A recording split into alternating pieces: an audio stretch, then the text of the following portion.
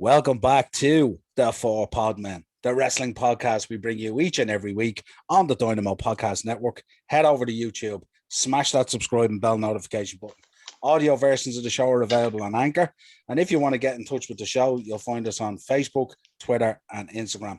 Joining me tonight, we got the Four Podmen in total this week. And we're going to start off with a great review of the latest Dark Side of the Ring episode, the Brian Pillman story. Joining me tonight, of course, the podfather of the network, wearing that beautiful Never Give Up John Cena shirt, Ian Kelly. How you doing, Ian? I didn't know you realised I was here. I seen you. I have a trained eye when it comes to those shirts. He had to sell them, sure. He had to find them, didn't he?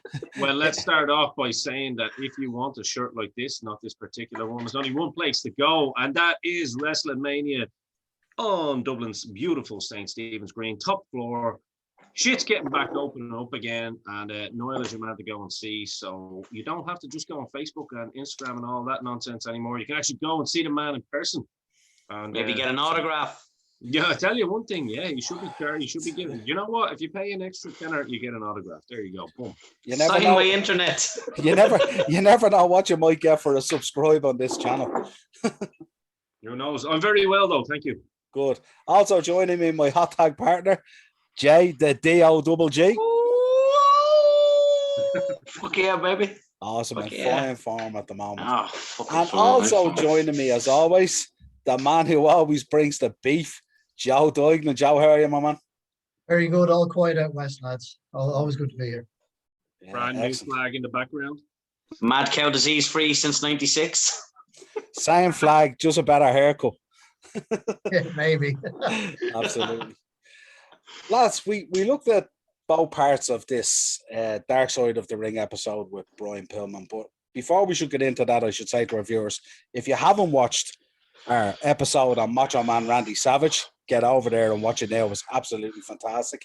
And also our episode on the Ultimate Warrior, which is absolutely blown up on the channel.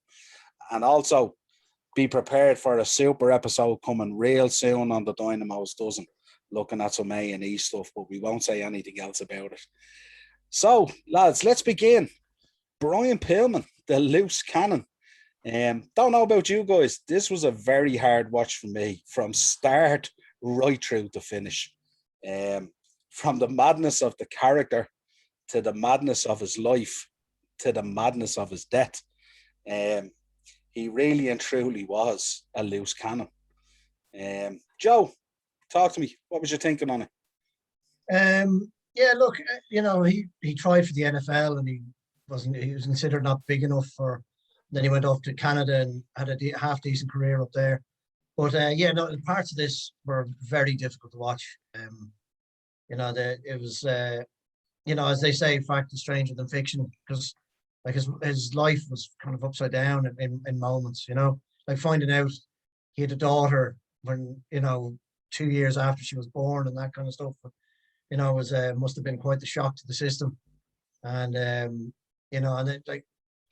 all the stuff behind the scenes. There's no wonder he came up with the loose cannon character, because there's just so much happening behind the scenes. Like you couldn't, it was probably almost a therapy for him nearly to kind of be able to express himself.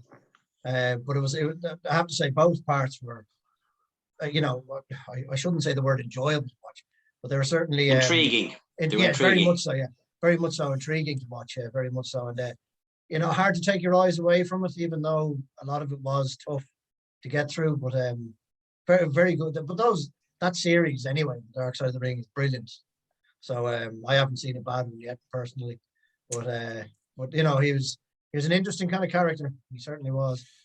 Yeah, I think when you look at it, I mean, I like the format of Dark Side of the Ring, and I like the way they do the reconstructions and stuff like that. Like if you're watching like a criminal documentary or something like that, it's really, really good. Ian, what was your thinking on it? Because obviously, I mean, you'd have affection for Brian Pillman being, trained by Stu Hart and part of the Hart Foundation and all that kind of stuff. What was your thinking on it? Yeah, I was a big Pillman fan in the kind of early 90s anyway. When I watched them, my first match I saw with Pillman was the pay-per-view with Jushin Thunder Liger, and I was a super Liger fan anyway, so I knew more about Liger. Just from the magazines, like, I mean, I would have only been like, that year would have only been like 9 or 10. So for me, it was all about the visual and stuff. Do you know what I mean? But when I saw Pillman like match Liger, you know, fucking jump for jump is the way I was thinking back in the day. And like, he really was flying Brian. Like, he was absolutely phenomenal. Those kind of a leopard print, or jaguar print, whatever the hell you want to The call it. Bengal, I was thinking of that team, the Bengal Bengals. Tigers. Yeah. Just the tiger print. Yeah, it was just awesome. Yeah. That mullet was just awesome. I mean, like, to kind of go back on what Joe said, yeah, he really did live the life of a rock star, I think. But one of the things that made me kind of like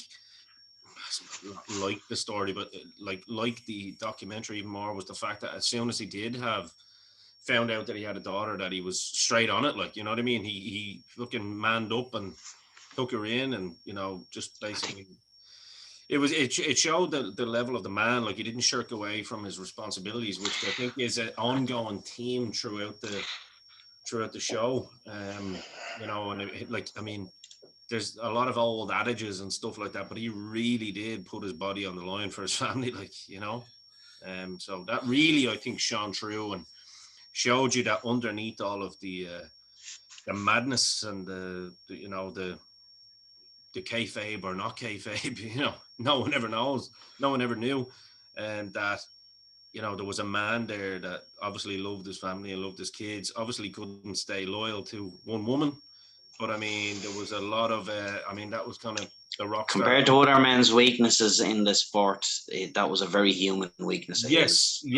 Quite a lot is made of it, but there's a lot of men in that sport who had much more cancerous voices than being a decent guy with a weak guy who is, again, like you said, stood up and stood by every single one of his indiscretions, I suppose, for want of a better word. He was a hell of a father. He might not be much of a husband or a man, but you can't take away from the humanity of him.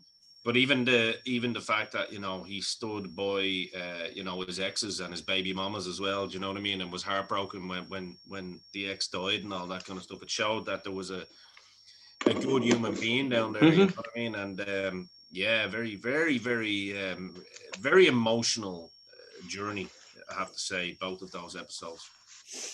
Yeah, I suppose, Jay, the theme that comes through it certainly in the beginning is a man who, you know, who was so disappointed at let's say a failed attempt, if you like, at an American football career.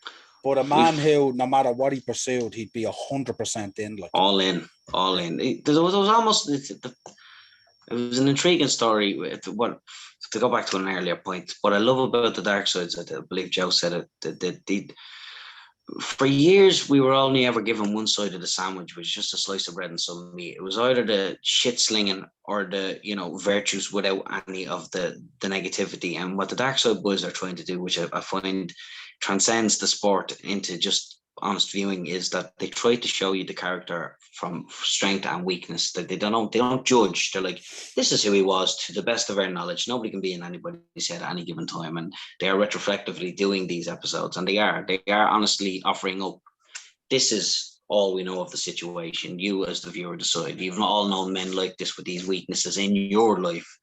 Apply them to the famous as well as yourself, because nobody is above the trappings of money. Everybody's human at the end of the day, whether they're a prince or a pauper. And I think that come across really well in this one, particularly this one. Yes. You know, like the tragedy of Pillman is, we all came up roughly around the same time in this sport. And Pillman's tragedy was pre-internet glossy fucking magazine bullshit. He was almost very much so the forgotten tragedy of pro wrestling when you consider what followed them. You know, and I think sometimes I forget. I was so unaware of so many aspects of him that it kind of it fattens out the picture of the man and how great he was when he was. Like, he did so much and so little. And the early part of his story mirrors the Macho Man aspect of him losing out on the Major League Baseball, but being absolutely 100% to commit to whatever's put on the plate. Like Jesus. The one thing I thought it sort of it had parallels with our episode on Macho Man, insofar as he lived the gimmick 100%. It sort of spawned out of a failing in another sport, which could have went a totally different direction. There was almost an aspect of that. Do you remember the original Batman where Nicholson is Joker again, and he failed as the predecessor of the Joker, and he's kind of just sitting there, and he's like, wait till they get a load of me. It was almost that aspect of him, you know. Yeah, but it was Brilliant. just I like as you said there, the way like they offer up as much of the story as they can, and then they let us as the viewer form our opinion, which I find, I don't know about you guys looking at the episodes, it's hard to form an opinion, isn't it, when you're sort of looking at something from the 90s and you're trying to form an opinion in 2021.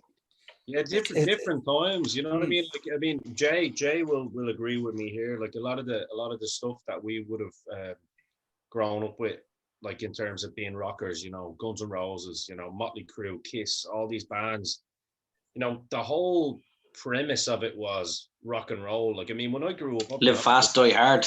Yeah, do you know what I mean? Like, I was reading, you know, the book like The Dirt from the Motley Crue or something, probably full of shit now, but like just to use as an example.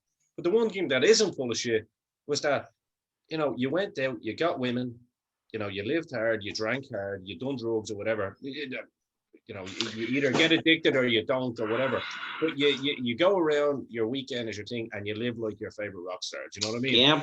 For every legend that comes through the back end of that story and gets to sit down and give us Keith Richards' fucking interview, yes, 100 men have died from it. It's an insatiable fucking animal. Like, you give your soul to this commodity that is fame. And it's funny you mention that, because Brian, when you look at him in this, there was something, even though it was the mid-90s, there's something very Sunset Strip about the kid. That's exactly what I was thinking, Jay. Do you know what I mean? Because there was a couple of promo shots there, and it just reminded me of like your Vince Neils. Do you know what I mean? Like, yeah, perfect. And he wasn't wearing it. He was it. Some men try that on, and you're like, you know, who is the clothes wearing the man, or is the man wearing the clothes? He didn't come across as some kind of rocker. It was just, he was very Sunset Strip. It was like 80s wrestling raised him. No, it was 100% true. I'd agree with that. Yeah. I think and they were all rock star. And like, there's a reason that people of fame back then, you know, did those things, because that was the sign at the time. So no, that's a great point that you make. You know, 2021 is very, very different. You know what I mean? You have bands now, rock bands, going out and having a fucking cucumber water and playing their PlayStation. Like, and you're like, but that's... Like, now we'd be like, all right, well, that's a smart choice, fair enough. We're a bit older, but fuck that shit. You know what I mean? It's real cheap talking the talk when you got people talking about how crazy and fucked up their lives were, and you're looking at them going, really? Because you look real good and real healthy, real alive, real together, with all them organs working for a man who has never, ever even seen or licked that side of the fucking stamp pile. It's real easy talking the talk. Your bank account says you didn't. But I mean, there's many dead men who walk the walk. They ain't here talking about how wild it was. Whoa, it was so fucking wild. What was it? Was it with your life and your health? Well, that's it, because you'd kind of look at it, wouldn't you, lads? You'd kind of look at it like Ozzy Osbourne is your equivalent to your Ric Flair kind of thing. You know what I mean? You're like, you shouldn't be here, you know?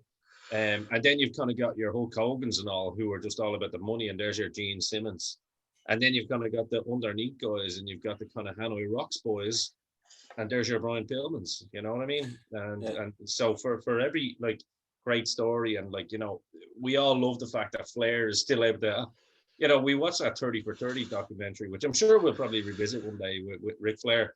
And now he's just openly talking about, I drink again. What are you talking about? Fuck that movie. It's like, some men are forged in the fire. Do you know what I mean? Some men, the thing about Flair is, and with a lot of them other guys, you've got to face that, you've got to lick that. And he broke his back in a plane crash, and that was enough for him. All he had to do was see them operating lights above him going, for every second from here on in, woo, baby, woo. You know what I mean? You're going to have to drag me into that coffin. I am living.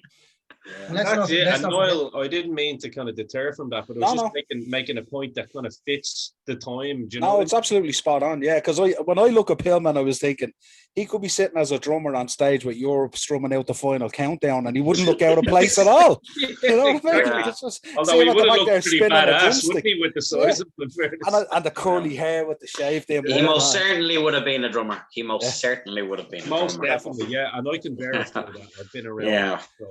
So, yeah. What was your before we get into some of the detail, I'm really enjoying, and I know we're big fans of Jim Cornette on this show, I'm really enjoying him on the show because he constantly keeps on bringing it back to the business And it's Yeah. fantastic the way he does it, because you kind of get like a little segment there where it's, you know, some wife who got screwed off, or some bitter kid who didn't get a royalty or something like that. And the next thing, it goes back to Cornette, and he keeps on talking about how this guy would have been a star like Austin and The Rock. He would have been up there. And I just think it's beautiful the way they're using Cornette in the series as well, because he's the, you know, that historian guy who can continue. He's the voice who can't be bought. He can't be Yeah. bought. Wrestling is his passion, and no one Yeah. federation has ever been successfully able to own him, and that's so rare.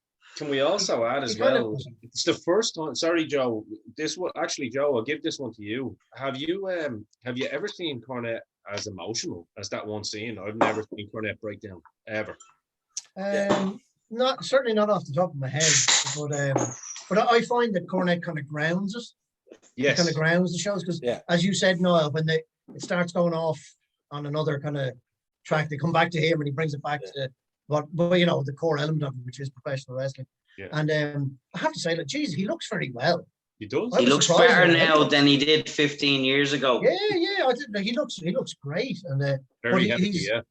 but he's fantastic to listen to, and like I love listening to him, and I love listening to JR as well. I just think, you know, because the two of them, like, you know, I'm sure you guys are as much as I am huge fans of the pair of them. So I'd like to hear their sides of things. It's great to listen to them. Like, since JR's come out the other side, and we know that he doesn't belong to the other fella anymore, he's become a different human. I didn't used to like JR when he was a company man down the company line, carrying the shit that was shoveled onto him around. I wasn't a big fan of that JR. This JR, listen to him all day. There's a succinct honesty to him, which you know what, we deserve to hear. He deserves his tale told as well. Bless him. I'm with Jay on that. Actually, I would have been of the same ilk as Jay, in the sense that I used to hate that Bruce Pritchard JR. Do you know what I mean? I mean, like, JR at least gets out of it and then doesn't toe the company line anymore, whereas that other fella just he'll do a yes man. That's who he is. I mean, he was doing a podcast for 8 years and still was licking the whole of the boss so that he got the job again. And he was eventually, you know what I mean? Which nut would you like me to lick today, sir? Even though I'm a million miles away. But JR definitely is. In fairness, all roads generally lead to Connecticut. It's just they swap in and out as it suits. You know what I mean? Yeah, John Laurinaitis, like, dude. The cash, everyone eventually comes to that fork in the road, and right is New York and left is Connecticut, and they say they choose the path. So it's the cash flow highway. I love the way he sits there with his little AEW polo shirt on, you know, and it's so succinct in the way he does it. You can tell it's staged. Hang on, wrong top, lads. I think Noel, you're right though, and I think Joe made a good point there. It's like Cornette, obviously, you almost feel, because you know how these things work, and I was lucky enough. Dynamo's doesn't check the latest episode out, obviously, with Dynamo Kid's daughter Brahman Billington's great episode, and we had a chat about, because obviously the Dynamo Kid episode is going to be upcoming, so I had a little bit of an insight as to how they're doing these shows and all, and on what they do in terms of how they put them together. And I'm not going to peel back the curtain quite much, because, you know, I am a kayfaber, but one thing I would say that they done with Cornette is that he almost had the narrative down in terms of the story. So he probably done hours of talking, you know what I mean? So that there was a base there, as Joe mentioned, that they can always go back to. So they can feed off the base that Cornette and Jim Ross have given them. Yeah. And that's, you know, that's their compass, as Joe likes to always say, you know what I mean? That's where they can go back to. And find the two boys were only on the recent experience. Yeah, exactly. Yeah, you know what I mean? So they obviously rate him very highly and use him as the compass for the show, because they know they're getting the truth out of him. You can kind of tell with Cornette as well. They probably went down to his house for a weekend and they shot the whole series. They just asked him 6 questions, hit the camera, record, and walked off. Look, after the first 2 seasons, I thought it was like, how are they going to do this third season? So obviously they're sitting with Cornette and he's telling them, this is who you have to do, this is who you have to do, and this is who you have to do. Yeah, and the beauty with Cornette is he doesn't care whose toes he steps on. Doesn't give a fuck. Couldn't give a fuck. Why would he? He's the last honest voice in that sport, which is, it's a sport based on a dishonest voice. It's the whole premise of what we love is a lie. You know what I mean? But sometimes it's the only truth in town. But it's amazing when you hear him on a documentary like that, as opposed to if you listen to his podcast.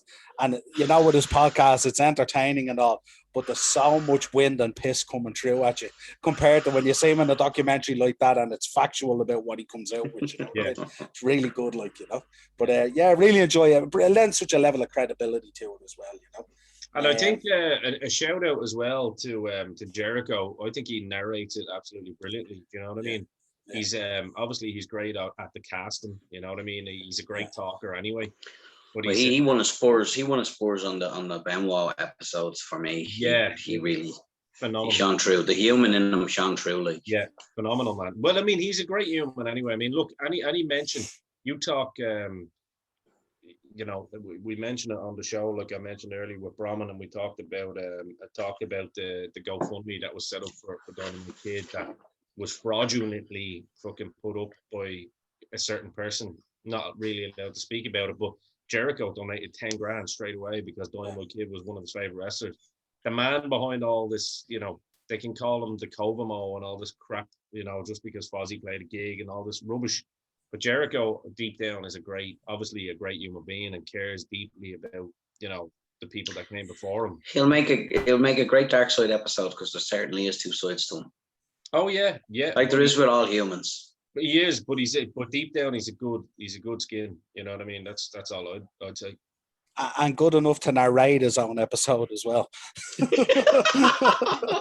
Jericho is the kind of guy that's playing his own movie, isn't he? Like, you know what I mean? They're just yeah. Yeah, but Jericho, when Chris went, who are we going to get to play the younger you? Man, you can CGI that shit. Come on, man.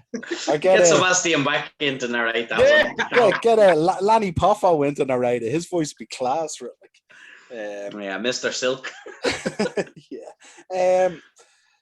Ian, talk to me about some of the coverage on the career. I mean, I get so excited about Pillman when they're shooting a promo and into the camera walks Austin himself and Barry Windham with blonde hair and a black mustache. I just think it looked amazing. But talk to me like from the Hollywood Blondes and, you know, some of his singles career through the coverage that were on the episodes. Yeah, like, again, I was lucky enough to kind of follow WCW in that era. Like, I've actually, when I think about it, I was lucky enough to follow most of WCW back in the day. Like, even when I was young, I had all the sticker books and all. So I'd be like opening the sticker books and going, who the fuck is this guy? The Scotty Flamingo. I don't know, but I love his jacket. Here we go. And now he's raving, you know what I mean? Yeah. You know, who's Johnny B. Bad? Oh, Jesus, now he's Mark Mero. You know, I had all these guys, and I used to collect like the old WCW figures, the ones that couldn't move. You know, they all had they all had the just full gold belt. It was great, like, but no. So Brian Pillman, like, and especially with the Hollywood Blondes, because that you're looking at the 95 era, 95, 96, more 94, 95. And I remember Austin kind of having that feud with not Ricky. Well, he did have one with Ricky Steamboat, but with Rick Rude was the one that stood out to me more. But I remember the Hollywood Blondes doing those shows because they'd always put the highlights, you know, the shit that when Flair and all would be on it, they had the whole set where obviously the famous trip heard around the world happened. And the boys were just literally being themselves.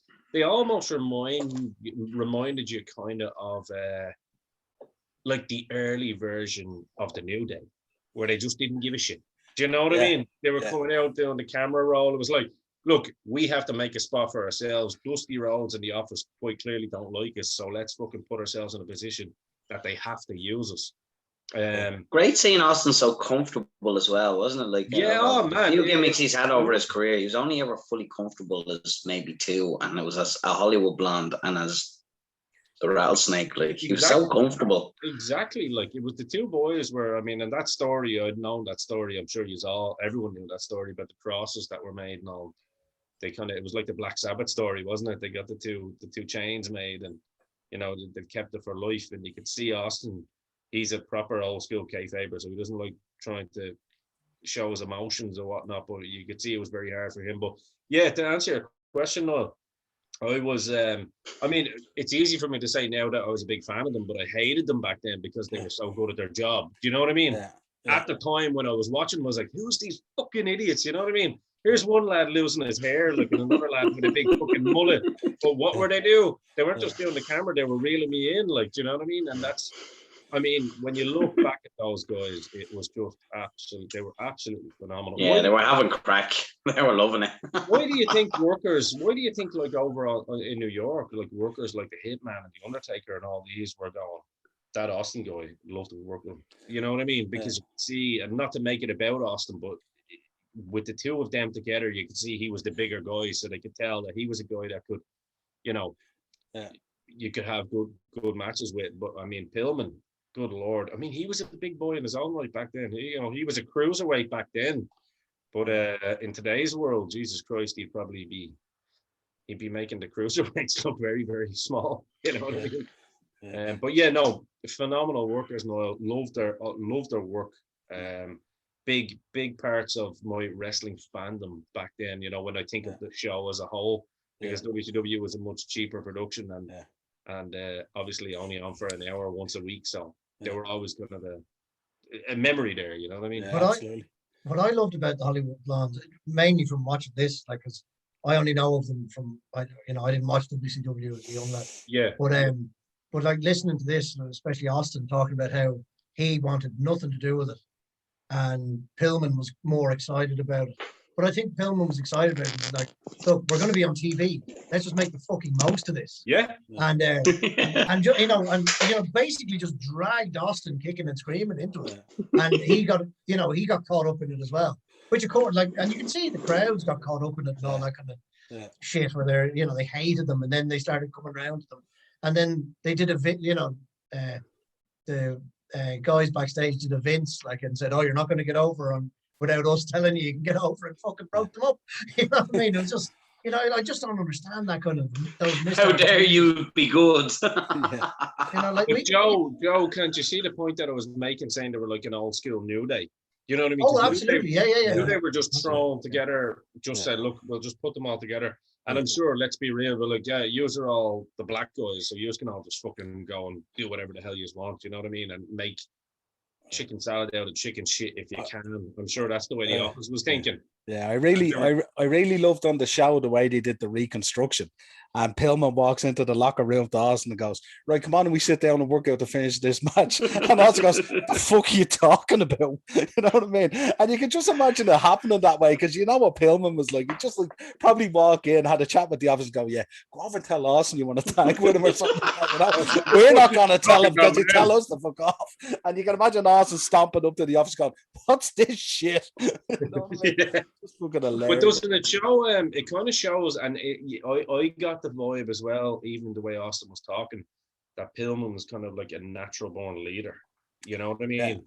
Because that's the way he tells the stories. Like he followed whatever Pillman done. Yeah. So Pillman was I think you just realized that Brian was very excitable. You get these humans who are just fucking excitable. There's an effervescent energy that just like yourself pours out of them. Like yourself. You know what? Yeah, listen. But what I love about it, there's a dynamic between them. Like we say, Austin was waiting because he knew what was inside him. And Pillman was the same thing. And I'm looking at each other. And the dynamic of professional wrestling, the simple fact is, sometimes when they push somebody on us, we don't take to it. But when there's somebody who's been held by the fucking head back, and they hit snapping point and something happens to them, it can happen to these two men. I mean, there's a reason that the reluctance of them to be a tag team initially, of one of them, and the reason they made our Rushmore of fucking tag teams is because they kind of looked at each other, and it was a Warrior Hogan or Warrior Macho Man thing. It was like, well, they ain't got nothing else for us, and they sure as hell don't know what they've got in us. Well, let's go out there and fucking show them what they're missing, baby. Let's show them they're wrong. Whereas the audacity and the know your role aspect of creative and professional wrestling, it's almost like you overstepped the mark by bringing them an idea, because they were hired to bring ideas, and you're like, we're brilliant, you're not. We're going to do it. We don't need your permission. They're going to see it in us anyway. So why don't you just run with us? And it's like, no, you're not to be good. You're not. How dare you? We've got people with belts on them. It's not yours. Stop that. It's like, yeah, whatever. Yeah, I Kind of kind like of the bad side of Dusty Rhodes as well, though, isn't it? You know what I mean? Like, and it showed like the booking side of Dusty Rhodes that wasn't necessarily favorable with some of these legends. You know what I mean? Well, he in a booker's role, when you sit down and you've got your little pen and you're like, right, I'm being paid 975 billion quid to mark out the next 6.5 months of wrestling, and you're like, okay, right, this is a great plan. I've got it. I've done it. Last fucking day before the test, you feel like you've studied enough, and you walk into the office and say, I've got a year's worth of booking. And then, like, you've got it all planned out, and there's a role and a place and a time for everybody. And in your head, it runs like this program, this is how we're going to do it, baby. And then the fly in the ointment of these two cunts getting pops left, right, and centre when they shouldn't be. You're like, what are you doing? I set up all night planning the next year of wrestling, and you're ruining it on everybody's. No, everybody love it. It's not. Sorry. No, I was going to go to you, Joe. There, I was going along on the emotion of the story with Austin, and you could see how difficult it was for him to kind of film it. And Jesus, he broke my heart then when he broke out the gold chain. Oh, me too. Yeah, man, my heart was smashed. What was you thinking, Joe? Look, it was pretty heart wrenching, to be fair. You know, just this little memento that he's held on to, and probably not. I'm surprised it's still in one piece, to be fair, because I doubt it was the most expensive thing ever bought. You know what I mean? But it means, it's huge sentimental value to him, obviously, and it was pretty heartbreaking. And as Ian said earlier about Austin, he's not really a man to show too much emotion, and yet man's man kind of thing. Yeah, you could see it starting to creep through, and it was tough. It was kind of Jesus. If Austin is getting this emotional, like, so should I. Exactly. What hope do I have? But I was kind of thinking, Jay, the career that Austin has had, and probably all the stuff he's gathered on that path, if you like, and he's pulling this.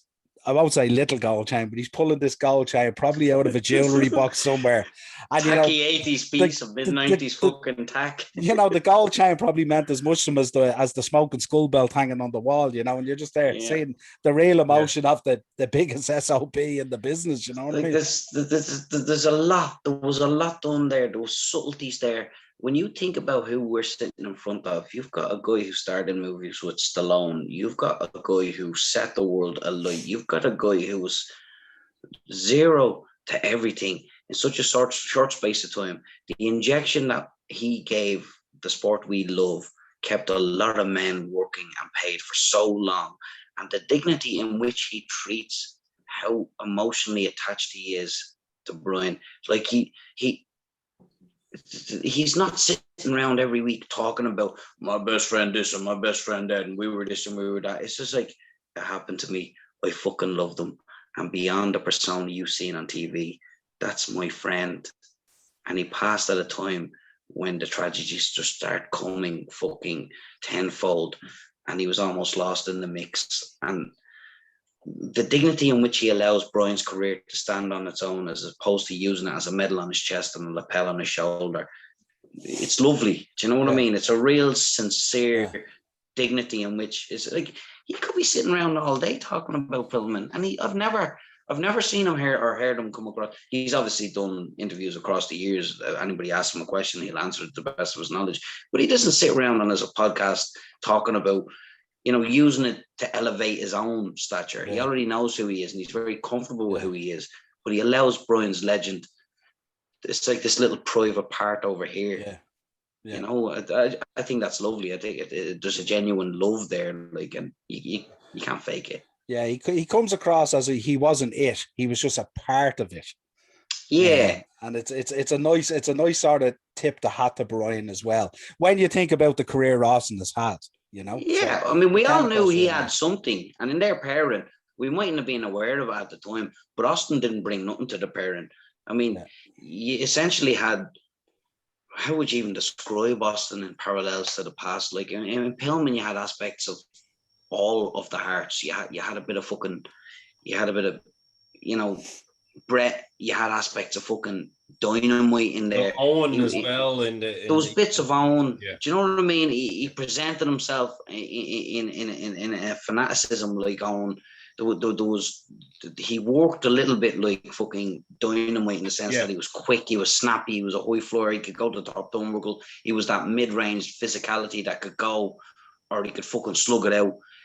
But it's not lost on us from perception. We know Austin had it. Anybody who says he didn't have it doesn't know what they're talking about.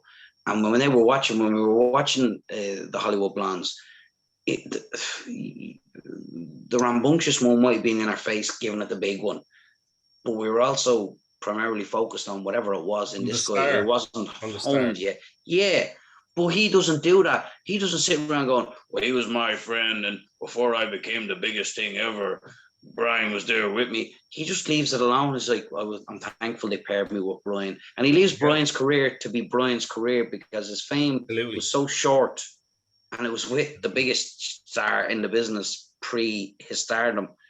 But he doesn't try to shit all over it in a kind of well, me and Brian were that because of who I became. It's like, I'd been nothing without him. He was the guy who became a buddy on the road. I felt like I had somebody in WCW who had my back. It's beautiful. It's just I've got a question for you, gentlemen. Actually, how did you feel? What did you feel about Meltzer on the show? I actually think I thought he came across pretty good. I didn't think it was kind of out of place. I always got the feeling in his talk that he was sincere in what he was saying. I didn't think it was kind of, the kind of false narrative that we get at times about the AEW stuff and the Wrestlers of the Year and all that kind of awards and all that. I thought in this one, I think he was kind of sincere about it, and I think he knew he had to be, because of the subject choice, obviously. Yeah, because he kind of, the one reason I was asking that is because I didn't know how to feel initially when I saw his mug on the show. Do you know what I mean? Because it was all like, I think he rubbed me up the wrong way at the start because of like, well, he would call me and tell me this and tell me that. But then, and I was like, right, Dave, put your fucking, he was coming in as ego Dave, like, do you know what I mean? Dave, there's a duality in him. He's two people. He was integral to the early days of the globalization of pro wrestling. What he's done is undeniable. But in comparison to what he's become in the last 3 or 4 years, I think he's realized that so many are following what he trailblazed in the early days that now he has to become Mega Dave. Do you know what I mean? Like that South Park episode. Yeah. And he's part of the work now. I don't think he's a bad guy. And to be honest with you, the reason I asked you is that quick because you all know that I've been very, very critical of him over a number of years. But I have to say, I kind of got a newfound respect for him after that show as well. I think if I was to get someone like him on Dynamo's Dozen as Dave, boom, I'd love to have that conversation. You know what I mean? Yeah. Whereas, I think, hey, you're 100% right. The Mega Dave, that can fuck off. Do you know what I mean? Because that's a work. That's AEW. Exactly. He is working now. But the problem is he's bad at it. You know what I mean? To the fucking to the learned fan, he's bad at it. But I have to say, I agree with all you boys. I just wanted to know what you said before I jumped in. I thought he came across well. I thought he came across sincere. I thought he came across that he actually did care about it. You know what I mean? I think if the subject is sincere, he will speak sincerely. Yes. But if you're talking to him in anything that he can earn money off, and I don't blame him for that, it's a get your dollar, get out business, Absolutely. Look, what are we in this for? You know what I mean? We all want everyone to like us, you know what I mean? But at the same time, we're going to be honest, and we're going to be honest about it, you know what I mean? And I'd rather keep that element. But no, I thought Dave Meltzer came across very well, so I do tip my hat to Dave Meltzer, and I never thought I'd say that. We're not in the business of people liking us. We're in the business of likes. There you go. Well, look here, listen, bite me. Feel how you want about me. I'll never give a fuck about you.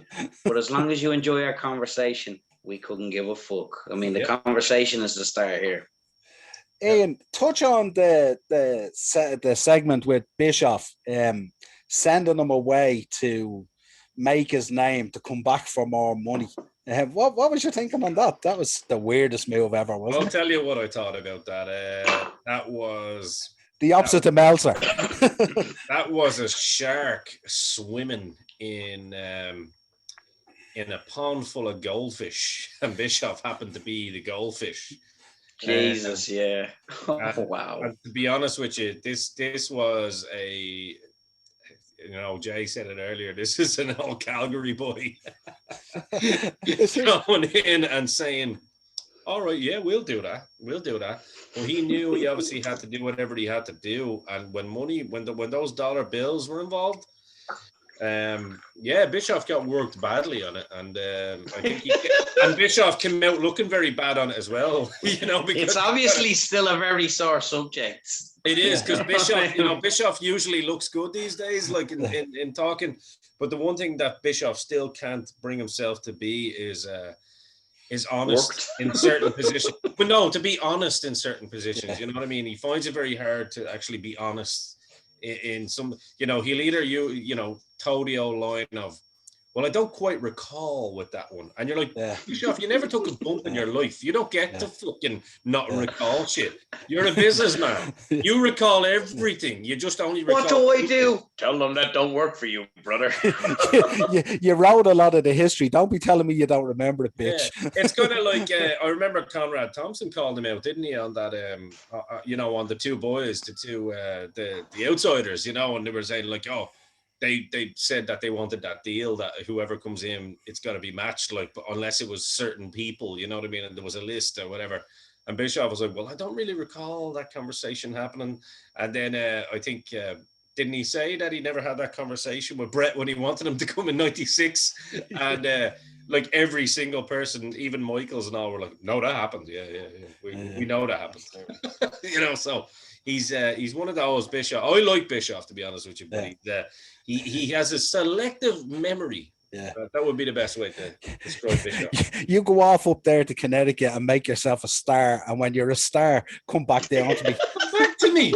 It's like you're literally. I mean, that's the only. I have to say, I'll pat myself on the back for that one. That was literally a shark swimming with goldfish. You know what I mean? And Bischoff just happened to be the head goldfish of that day. Like, maybe he lived in a bigger tank for longer, but at the end of the day, it was a shark coming to visit you, and he didn't realize it. Yeah, Bischoff was 100% had in that whole thing. And what I loved about it was like they have Bischoff, like they kept cutting between Bischoff talking about how, we talked about it, and then cut back to that strength coach. That was a bit the start of the piece. Yeah, Kim Woods, and they cut back to him, and he goes, no fucking way, he did Bischoff in. Like, it was about the money. Yeah, it was about the fucking money. And I just loved the way he kept cutting back to him when Bischoff was trying to, as Ian was saying there, Bischoff knew he'd been had, and he was trying to make himself sound better. And then he'll come back to your man going, no, he did it for the fucking money. Yeah, he fucked him. That's how you break up with a woman. You make her think it's her idea. I have never seen on TV a more likable asshole in my life. He needs his own show, that guy. You know who he reminded me of? I was sitting there, and I because it was homework, I poured some homework juice, and I'm sitting there looking at him going, if you'd have told me before I pressed play on this that Red Foreman from that 70s show was a real person, I would have called you a bullshit liar. Yet here we are. Here he is, and he's the greatest thing on this show. How did the work miss this guy? And then I was thinking when he was showing the pictures of Pillman when he was in the American football, who looked like just a totally different beast of a human being, and I was thinking, this is fucking Icarus Part 2. Come on. Oh my God. Yeah.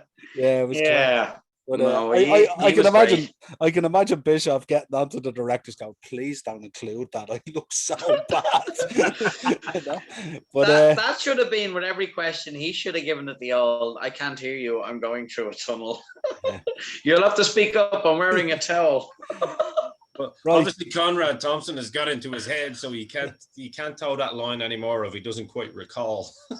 Well, lads, we're going to take a quick break, and when we come back, we're going to take it up from the car wreck 1.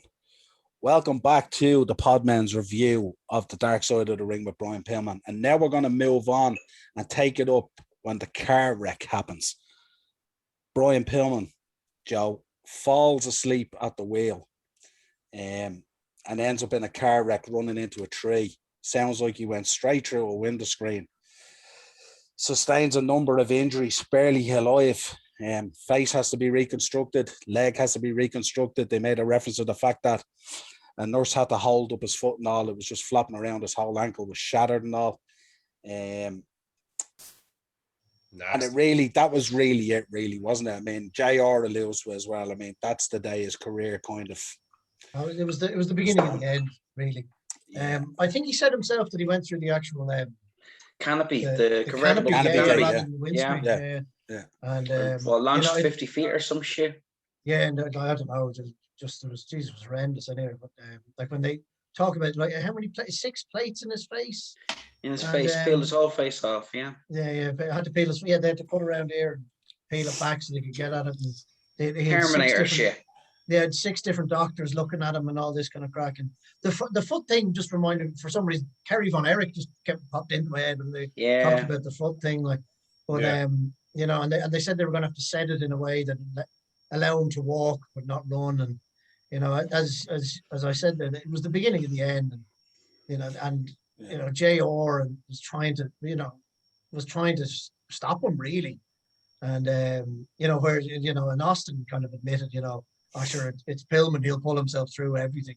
He's a tough guy and that kind of stuff. I'd say he's got some regrets about that kind of attitude that he had towards it. I don't know if he does or not. I just imagine he does. I think you're right. Yeah, and you can see JR was devastated, like that he was talking about how he failed him and let him down and that he couldn't stop him. And it was, but what age was he when that happened? 33 or 34? He was a young man when that happened. Yeah. He was 35 when he passed away. So. Yeah, 35 when he passed away, so he was young when that happened. Yeah, it was the apex of his physicality in ring, when all of his learning caught up with his body. Yeah, and they did try to give him other jobs, like they put him behind the desk for a bit, but he didn't want that. He was he just wouldn't stay still, and he had to keep going. And it's a pity because it would have been great to still have him around. We were only talking about managers there not so long ago. Can you imagine if he was in that game? Unbelievable! He would have been fantastic. Jay, wasn't it mad what came out as well, that the people involved in the business began to think it was a work, and that the facial reconstruction, they wanted him to come back looking like a Shawn Michaels, and the stories that just evolve out of this stuff, and like of all the faces you would want to come back to look at. I mean, if look, Sexy Boy is a gimmick, it doesn't mean it's a legitimate thing. He's got a song. But I mean, I can get somebody to record a song for this fucking mug. It want to be some tune, but that's neither here nor there. If I'd made a Ken doll, for fuck's sakes. Yeah, you're right, Jay. I'm with you. But if I'm going through the roof of a Humvee, first of all, what do you have to do to wreck a vehicle that the military use in conflict? That must have been some accident. Like, this isn't a ladder either. Shout out to the 80s kids, right? But if I'm going in to get reconstructed, I'm walking out like Rick Rude, not Shawn fucking Michaels. Do you know what I mean? The fact is that Joe alluded to something there as well. The fact that everybody took a slice of blame on this fucking tragedy. I mean, Jesus Christ, I forget the question. What was it? The question about the stories that were going around, like the Shawn Michaels stuff. Yes. How into his gimmick he was. Like, I mean, I'm so tired of hearing, kayfabe is dead. When one man takes it on himself to fool the business, which is the whole premise of it is a lie, it's still alive and well if you get a man who's determined enough to want to sell himself to the world as a viable fucking commodity in the product.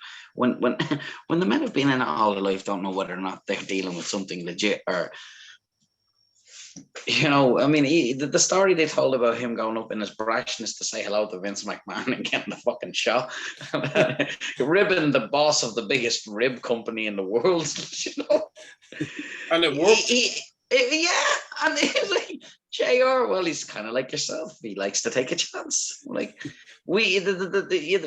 there's aspects to it. I know, Joe, you said it would have been great if he was still around, and obviously it would have been, no question about it.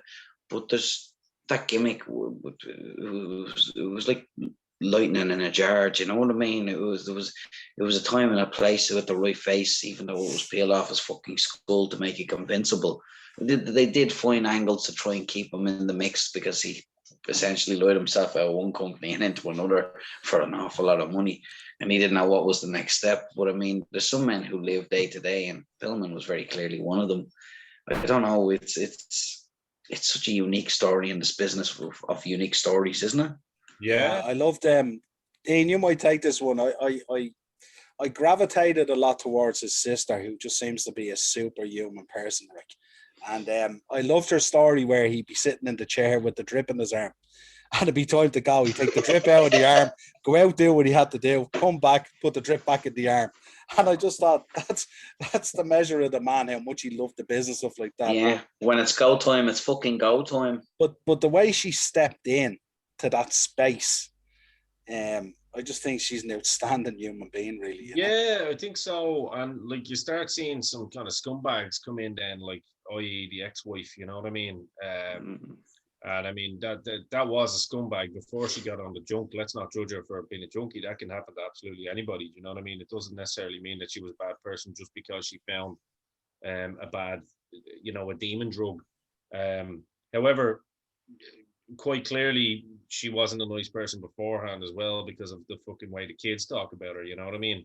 Including she wasn't a great person to begin with, but the guilt in who she was destroyed her. Yeah, exactly. So including her own, that conversation she obviously had with the ex-wife then, saying you'll never see the kids and all, which was not her place to say. I've grown up in that environment, shite. So that one struck a chord at me. You know what I mean? Because it kind of hit close to home. So it was, that was kind of a nasty woman, and it was kind of like almost kind of saying, well, look, it's karma too. Do you know what I mean? Karma maybe does work. And seeing, that doesn't mean I take pleasure in that, but what I'm saying is it showed that there was a bit of karma there. It was, but the sister, going to your point, I thought she was absolutely awesome, and I think the kids were awesome. It was kind of strange seeing his other daughter as well. Like she was kind of real. She was real fucking ripped as well. Like the little daughter should have said, yeah. And she spoke so kind of candidly about it as well. It was just, I mean, I gotta say, I don't know, I'll leave this one to you, Noel, but like obviously when you start seeing the son and all, fuck me, man, that was the one that got me. Do you know what I mean? That was so yeah, like the mother was the heel in that kind of show, and the sister was the outstanding babyface. You know what I mean? Yeah, not to skip too far ahead, but when they were sitting around the table with the kids and they were looking at the old photographs and all, it was just.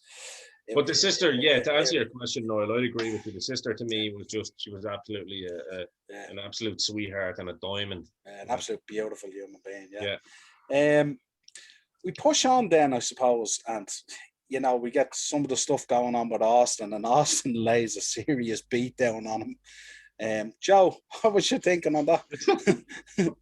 Yeah, the way he spoke about that, like that he proper bet the piss out of him, like, and and took the cane and walloped him, and the duck head went flying into the crowd and all that. Like, I stomped a mud hole and then I walked it dry. Yeah, he just and he said it had to be done that way so that the crowd in Cincinnati would be baying for his blood and all this kind of crack.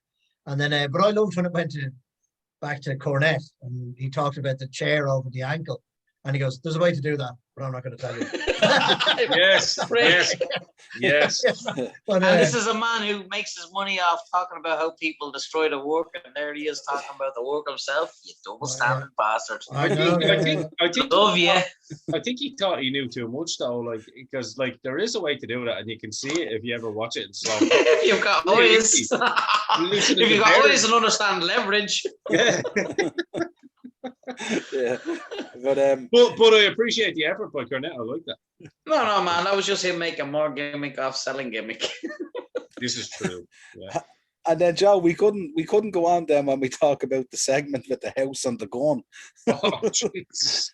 That's the segment that'll live in infamy, like, and whenever you think of Brian Pillman, everyone sees him with the gun. That's looking like a complete psycho, like, And that was a good impression, Joe. To be fair, everyone remembers that, because it was just so out there, and it was just, and of course, then WWE having to apologize for it the following week. It's just,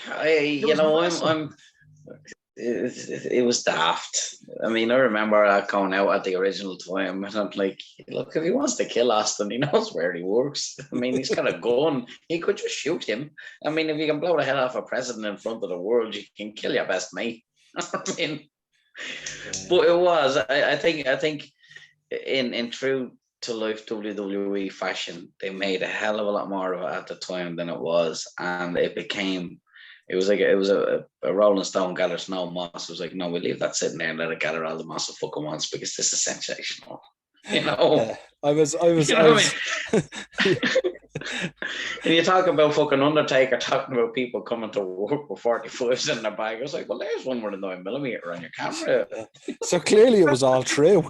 But, he was talking about Pillman. Oh, God damn it, Pillman's after bringing an M60 into the locker room. yeah, and then I loved the way then the segment went back to Dave Meltzer, and he goes, it was too much. It was too much at the time.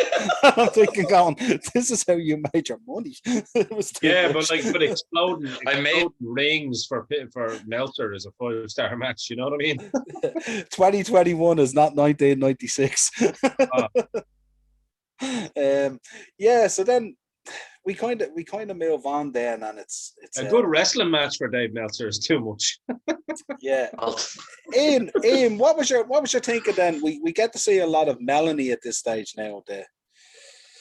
She kind of has her demons and stuff like that. She comes on camera, and you know the lack of relationship with the kids, and you know trying to rekindle all that. And I don't know about you guys, so no disrespect, but she came across strung out the bits.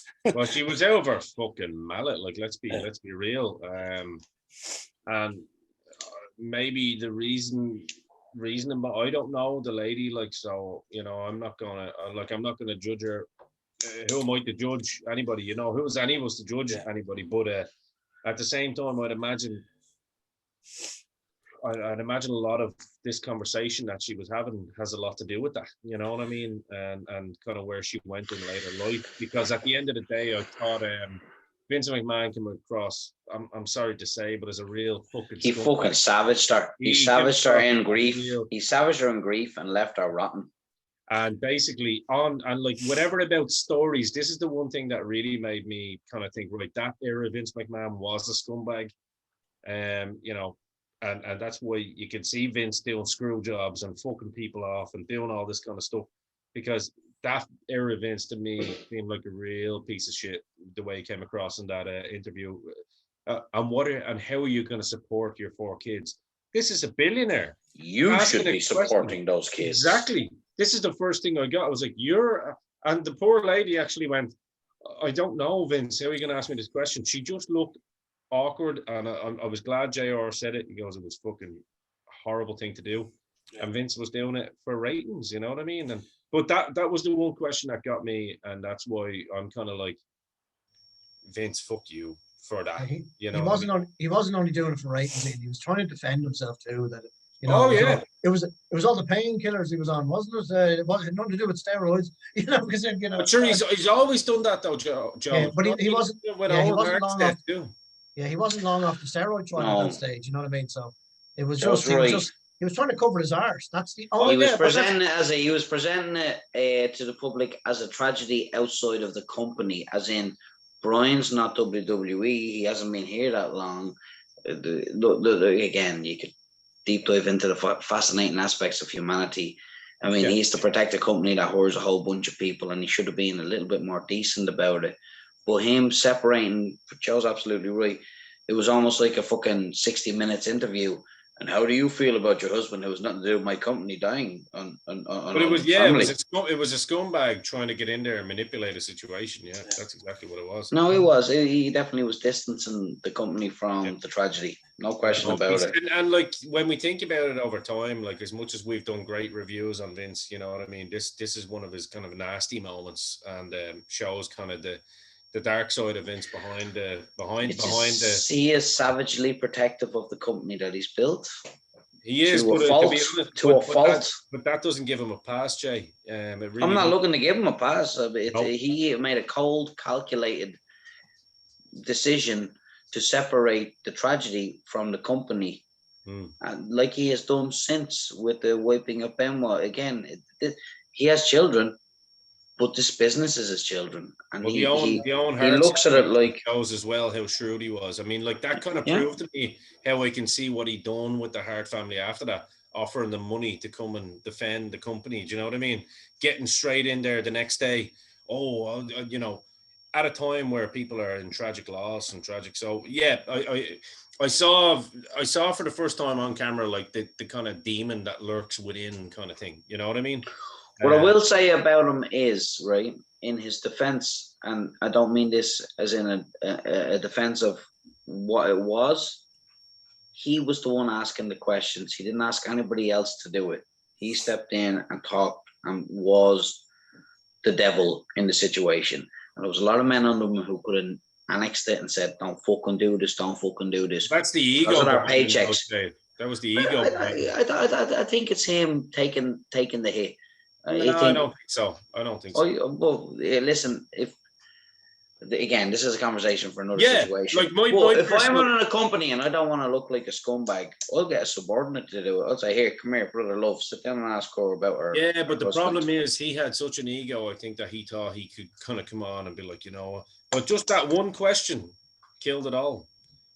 You know, and it was the first one. Yeah. How are you going to support your family? Like, I mean, sorry. I thought you meant the drugs. Apologies. No, oh yeah. But just that one, like, how are you going to support your family? Like, I mean, that you could tell that question was like, oh my God, you're going to kick me while I'm down. You know what I mean? I thought you might support me, maybe. I don't know. Well, you see, the interesting balance in the documentary is after that they flip into the whole conversation about the royalties that were paid and that the kids never seen any of it, that Melanie kept it apparently. That's what I came across. So that was the interest. I wouldn't say apparently though, Niall, and that's what I'm saying. I'm not just sticking up for that lady now, but I'm sticking up for the lady at the time. Yeah. But the stories that come after it. No, but what I'm saying is if you look at the way the documentary is built up, it's built up to make him look really bad and then nearly come full circle that she was getting money and it didn't get apportioned to the kids. Well, so she was getting the general royalties that they've earned. You know what I mean? That wasn't Vince doing anyone a favor. Like I'm not justifying Vince at all, but I'm just saying the way the documentary brings you on the journey of bringing it back. You know, but you asked me the question about your one anyway. Yeah, Melanie. Is that your name? I felt quite sympathetic for her towards the end, to be honest with you. Here's what my view it was. Now again, but locking her son in a room and allowing another man. No. Listen, Ian. I understand all of that, but from a psychological perspective, what I have to look at is one. She wasn't a great person to begin with. I don't know her history before that. Sure. I know she was in a relationship with a bloke who she'd taken off another board. It got to a point where she had to deal where Brian wanted to be this Walton's Mountain. Let's all get my women and family together. She was obviously threatened to begin with. I mean, Jesus Christ, every human has their issues. Yes. And she became an alcoholic after first of all, when the first mother died and she blamed herself as a human, that utterly destroyed her, no doubt. Psychologically. I'm not. Here, listen. Blame isn't a cake. We don't all get a slice. She was culpable in it, and she knew that. And guilt is another aspect. I mean, we've all been shit humans. You're one tragedy away from a shit decision ruining your life. I agree. And I'm not saying you in particular. I'm saying generally, every human watching right now. Yeah. Tomorrow, when you're an asshole to one person, if that one person falls in front of a train, well, then you blame yourself for their death for the rest of your life. I'd agree with that. I would 100% agree with that, Jay. Yeah. It's not up there for agreement or disagreement. It's just a cold, hard fact. Now, if you follow these steps from a psychological perspective as a person, there's only so many fucking hits so that shit can take before it sinks. You mightn't have been a great person to begin with, but nobody chooses who they are to begin with anyway. Nobody chooses where they're born or who their parents are going to be or what their situation is. You do the best with what you can and you become a survivor. That's how you roll as a human. All humans. And you're, like I said, you're only 2 or 3 different situations away from developing into a survivalist, which is me first, everybody else second, or a giver is like, I will help as many as I can before I can't. Well, one thing I will 100% that I wouldn't forgive the woman on in any way, shape, or form is her treatment of her kids. No, you haven't finished. I haven't even got to that bit yet, and you're right. You're absolutely right. I'm not making apologies for her. Brian Pillman, Psychologically, I mean, that look, Ian, I'm trying to psychologically analyze her journey to the shit she was. Like, I mean, she blamed herself on the first mall. Then Brian fucking passes. She slips into a fucking alcoholic slumber after sitting in front of national television, basically trying to scapegoat the blame for this fucking superstar in the making, demising from a few somas after a fucking, a Jeep crash. I mean, the whole thing is it's a mess of tragedy. It's all over the place in this one. And I mean, when I seen her towards the end, would bring to the point where we are now, where she's with the new husband who was never named or mentioned. We don't know who the fuck he is, and we know the kid is getting his bleeding console slammed against the wall, and the dogs are not nice to him. I mean, by that stage, she's not even human anymore. She's not. She's been through so many fucking tragedies to the point where if she was human to begin with before she met him, it's all being stripped away and she's fucking nothing. She was a victim too. Yeah, but the responsibility is as the mother, She told that lady that did kill herself that they'd never see her kids again, so she assumed responsibility. So that's the other flip of the coin. I'm sorry. Ideally you're right. Ideally you're right, and I agree with you. I absolutely agree with you. I'm just playing devil's advocate. Well, I hope the lad that did beat the kids, I hope he's fucking. He's probably dead. Listen, he didn't sound too great to begin with, and he wasn't with. She was barely human herself. She was barely conscious. She slipped into some fucking deep tragedies, found a way out through alcohol. She was taking holidays in her own brain, using fucking liters of vodka as an escape. The nice thing, I suppose the nice thing was like that Brian has kind of forgiven her a little bit because that is his mother. You know what I mean? And I kind of. I kind of saw that, and at the end of the day, if you are kind of willing to kind of, take the shots and take the, to go on Jay's point, if you are willing to kind of take the shots and take the beating that comes with it, in the search for forgiveness, then she's definitely done that. And I think obviously Brian Jr., it's his mother. I know the rest of the family, it's very, very difficult for them to forgive her. Without going into it, I know what it's like to kind of like people on the outside that come into your family on the outskirts, they do something fucked up. You're like, but fuck that guy or fuck that girl. You know what I mean? Because there's no bloodline there or something. You know what I mean? So yeah. You're absolutely correct. There was nothing right in this story at all. That's the problem. No, and I agree with you, Jay, in fairness, because there's no blame. I did mention that earlier as well. Like, I'm not here to fucking judge another human being, but I can judge a situation. And when I hear of a young kid getting locked in his room and whatever, I can kind of relate to certain things like that, so like that's why I would. But the shit that who he is now is because of the shit that made him. Oh yeah, exactly, and I think that's a great, and the fact that the man has come out and actually kind of almost on the road to recovery, I suppose, with his mother is kind of a nice little twist as well. But I mean, I can fully. But yeah, Niall, to answer your question in a long-winded way, Jesus, sorry, man. No, but it's an important. It's such a super important part of the. Joe, why don't you? What do you have to say about any of that actually? Because look, I'm with Jay. I felt very sorry for her. Like I know she did a lot of shitty things when she was younger. I think she knows. She knows it. She said it. Like she goes, I had no right to say that. I don't know why I said it. It's a shitty thing to do. And if Brian himself can forgive her, I think it's going to be a lot easier for us on the outside. What business is that of anybody else? The other kids to forgive, though. You can understand what. Forgiveness isn't an obligation. No, yeah, absolutely. He had no obligation to forgive her. The other girls had no obligation to forgive her. Sure, I think Brittany, it is. She blames her for her mum killing herself. Yeah, 100%. That's a very old move. And she has, as Jay said, she has no obligation to ever talk to her again or anything like that. And but I had an awful lot of sympathy for that woman, and not just her. I had sympathy for an awful lot of people on that. Watching it. The kids especially, and I did have an awful lot of sympathy for her. Because she's as Jay said, she's gone through a lot, and she's still going through a lot. She looks like she's still battling an awful lot of. She's wearing it on her face. Yeah, exactly. She's battling. I think she's still Definitely. battling an awful lot of demons, and I think the young lad is going to try and, he's back in her life, and he's trying to make things work. As he said, it's actually made his life better having her back. Trying to make amends with her. So it's good to see better that from for him. One Yeah, look at his exactly, face, and you see an honest, genuine, decent young lad. You see through his perseverance, through his trials, whatever this show put across as his fucking toil. You look at that lad and how he speaks and how he speaks of his past and how he wants his future to be. Gentleman. See nothing but positiveness. I came out of this a junior fan. I am going to go watch him wrestle, and I'm rooting for him for his fucking future. Me for too. no other reason but how he is treated. The fucking 16-course meal of absolute shit he was served up.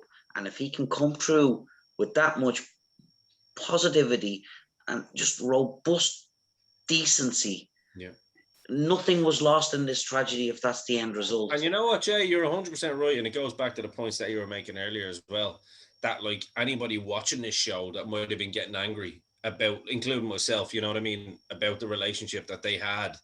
If he can come back through all of that, if he can come back through all of, as you said, the 16 versions of shite sandwiches and fucking shite desserts that he had to eat growing up, and come out of it, make something of himself, and forgive, his mother for it, then why shouldn't other people be able to forgive? Okay. Kid is a win for humanity. The kid is a win. He's a victory for decency. I agree. Yeah, and that's awesome. One of the highlights. Sorry, one of the highlights of the two shows was him roaring, "Oh my God!" in the background.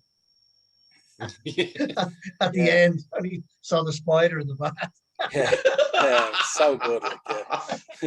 So, which would be a great thing to implement into a match if you were having a match with him, wouldn't it? When you think about it. There was definitely a dignity and a kind of, you could say how much he adored the dad, couldn't you? Really, it came through, and it, like, you know what I mean. For all the failings, he's his father's son. He's his father's son. I cried more in that than like when I saw him cry, because you could almost feel his pain, couldn't you? Yeah, and I love the way he talked about how the light that was the fire that was lit under him when Austin rang him with the weightlifting belt and stuff like that. You know what I mean? And the connection he made with it all. And what a great move by Austin, by the way. Yeah. Do you know what it was? It was Rocky 2, where she wakes up out of the coma. I want you to do one thing for me. Win. Yeah. What are we waiting for? Yeah. You know what I mean? Oh, that's the one, Jay. That's the one. Let's round it out with the day of the pay-per-view and the actual the finality of the tragedy, if you like. Yeah. Someone approaches Cornette at the pay-per-view at the building and goes, "Has anyone seen Pillman?" And Cornette goes, "No." And I think it was Pritchard or someone said to him, "You better get on the phone and ring the hotel. You better find out where this guy is, because he ain't here." And Cornette rings the hotel and gets the receptionist, who imparts the information on him that he had passed away, I think at lunchtime at 1 o'clock in the day or something like that, obviously hours prior to this. And Cornette just tells someone to get Pritchard or get Bruce quick, that he can't handle this call. He can't take this call. You can see, this is where you see Cornette welling up. He says, "I can't get used to it even today. I can't handle it. I couldn't take that call today. I couldn't take it then." And it just showed the tragedy of it again. What was your thinking on that, Joe? Look, you hear news, like even somebody that, like, you can hear about it on the news, or you hear about someone down the road from you that's 35 years of age that's died. It's always heartbreaking when someone that young dies. And and especially, like, I can only imagine, to be close to them must be really, really heartbreaking. And to get it so suddenly as well, like, he wasn't sick or anything, it's just they're ringing up going, "Where's this gobshite?" You know what I mean? He's 4 hours late. And they're on the phone, and he's like your employee kind of thing. Like, where exactly. It's completely out of the blue, and then you're just like, "Oh, what?" Like, it's no wonder Cornette couldn't handle the call. You would be just like, "What do you do or say?" So it's like, "Oh, can someone else take this? I can't." It's overwhelming. I can't handle this. Like, it must have been such a punch to the chest for everyone involved. Because from what I could tell, no one knew of any, major substance abuse or anything like that. Like, it's so like when you hear sometimes when you hear about the young people, people around them say, well, it was inevitable. He was at There's this almost and an that. aspect of waiting for it. Yeah, exactly. Yeah. Whereas this just seemed to be completely out of the blue. And just, it must have been horrific, like 35 years of age. And so, as such a star well, he mightn't have been on the rise anymore because of the crash. Like, but, to be someone that was, that came across as full of life and to be, always on the buzz and moving around and going, to hear that he's just all of a sudden gone must have been. Well, I heard an interview with Brett talking about it, because obviously he was in the Heart Foundation, you know what I mean, at that time, and I think it was actually at one of those ones where they were saying like Brett's the only one left, you know what I mean, and he got quite emotional about it, and they showed that picture, where the four of them are all standing with the arms up, and it shows the black and white version, and it's only Brett in the pink left, like, and he said that. He goes, the Pillman one was just completely out of left field because he said, like, he wasn't doing any pain pills or anything, to his knowledge, that the rest of the boys weren't doing. Do you know what I mean? That pretty much everyone else was doing. Because, like, at the end of the day, you're not in the bathroom counting, all right, 3 for you, 3 for me, 3 for you, 3 for me. Lads have their own bag, you know what I mean? And their own kind of shit, unless you're hardcore Holly and you're stealing other people's drugs, and that's a different story. But I'm just Alabama slam for you. Fuck him. No, Brock Lesnar slam for him. Want to be a bully?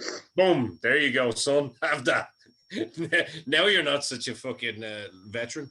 But no, all joking aside, I mean, for most of the guys that I've heard, shooting on the Pillman incident, including Brett, who would have been traveling with him, they all said, like, I mean, he was basically taking, the odd pain pill that other lads were taking at the same time. So I can't believe that they rebuilt him like RoboCop.